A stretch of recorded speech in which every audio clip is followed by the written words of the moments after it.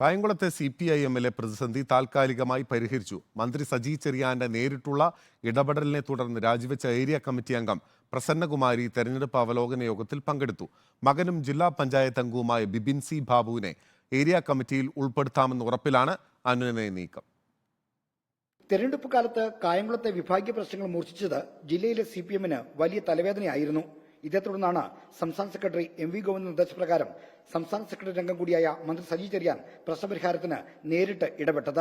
Area കമ്മിറ്റിയിൽ നിന്ന് രാജിവെക്കുന്നെന്ന് പ്രഖ്യാപിച്ച് കത്ത് നൽകിയ വനിതാ നേതാവ് KL പ്രസന്നകുമാരിയുമായി സജി ചെറിയാൻ നേരിട്ട് സംസാരിച്ചു. രാജിക്കത്ത് അംഗീകരിക്കില്ലെന്ന് അവരെ അറിയിച്ചിട്ടുണ്ട്. രാജിക്കത്തിൽ ഉന്നയിച്ച പ്രശ്നങ്ങൾ തെരഞ്ഞെടുപ്പിന് ശേഷം ചർച്ച ചെയ്ത് പരിഹരിക്കുമെന്നും ഉറപ്പ് നൽകി. മകനും ജില്ലാ പഞ്ചായത്ത് അംഗവുമായ ബിബിൻ സി ബാബുവിനെ ഏരിയ കമ്മിറ്റിയിൽ തിരിച്ചെടുക്കണമെന്നതാണ് പ്രസന്നകുമാരിയുടെ മുഖ്യ ആവശ്യം. ഇതടക്കമുള്ള കാര്യങ്ങൾ അനുകൂല തീരുമാനം വരുമെന്നാണ് സജി ചെറിയാന്റെ ഉറപ്പ്. അതുവരെ തെരഞ്ഞെടുപ്പ് പ്രവർത്തനങ്ങൾ സജീവമാകണമെന്നും സജി ചെറിയാൻ അഭ്യർത്ഥിച്ചു. ഇതോടെയാണ് പ്രവർത്തനങ്ങളിൽ നിന്ന് തുടർച്ചയായി വിട്ടുനിൽക്കുന്ന പ്രസന്നകുമാരി സംയുക്ത ലോക്കൽ കമ്മിറ്റി യോഗത്തിലും പഞ്ചായത്തിലെ തെരഞ്ഞെടുപ്പ് അവലോകന യോഗത്തിലും പങ്കെടുത്തത്. മന്ത്രി സജി ചെറിയാനൊപ്പമാണ് പ്രസന്നകുമാരി യോഗത്തിൽ പങ്കെടുക്കാനെത്തിയത്. കരിയിലക്കുളങ്ങര, രാമപുരം, പത്തിയൂർ ലോക്കൽ കമ്മിറ്റികളാണ് സംയുക്തമായി ചേർന്നത്. പ്രസന്നകുമാരിയുടെ മകനും ജില്ലാ പഞ്ചായത്ത് അംഗവുമായ ബിബിൻ സി ബാബുവും ഇന്നു മുതൽ തെരഞ്ഞെടുപ്പ് പ്രവർത്തനങ്ങൾ സജീവമായി പങ്കെടുക്കും. പാർട്ടിയിൽ നിന്ന് രാജിവെക്കാനുള്ള തീരുമാനം പിൻവലിച്ചാണ് ബിബിൻ സി ബാബുവിന്റെ തിരിച്ചുവരവ്.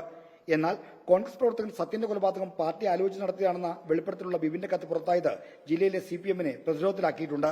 സംസ്ഥാന സെക്രട്ടറി MV ഗോവിന്ദ നിർദ്ദേശപ്രകാരമാണ് സംസ്ഥാന സെക്രട്ടറി അംഗം കൂടിയ സജി ചെറിയാൻ പ്രശ്നത്തിൽ നേരിട്ട് ഇടപെടുന്നത്. പ്രചരണ പരിപാടികൾക്കായി MV ഗോവിന്ദൻ അടുത്ത വെള്ളിയാഴ്ച ജില്ലയിൽ എത്തുന്നുണ്ട്. റിപ്പോർട്ടർ, ആലപ്പുഴ.